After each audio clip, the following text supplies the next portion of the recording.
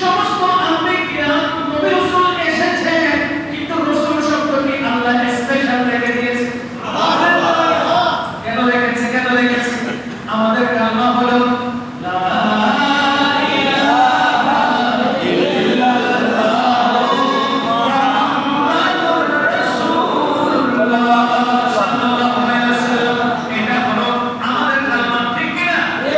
এখন রাসূল শব্দটি আমার নবীর শানে যিনি ফিট করে দিয়েছেন তিনি কে? আল্লাহ।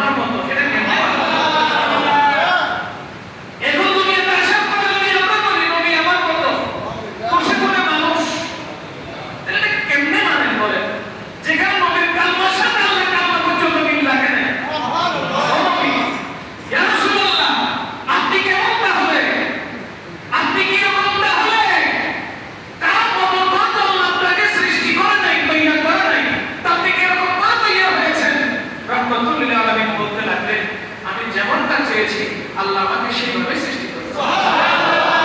আমি যেমনটা চেয়েছি আল্লাহ আমাকে সেইভাবে সৃষ্টি করেছেন। গত জুমা করতে বলেছিলাম ঈদে মিলাদুন নবী, আমরা কেন মিলাদুন নবীকে ঈদ করি বলছি না? যেহেতু ঈদে মিলাদুন নবী হলো ঈমানের ঈদ। কথা বুঝা এসেছে? ঈদে মিলাদুন নবী কিসের ঈদ? ঈমানের ঈদ। ঈদুল ফিতর, ঈদুল আযহা এগুলো কিসের ঈদ? আমলের। এবার আসেন ঈদ কয়টা? এবার বলি কিতাবের ভাষায় ঈদ কয়টা?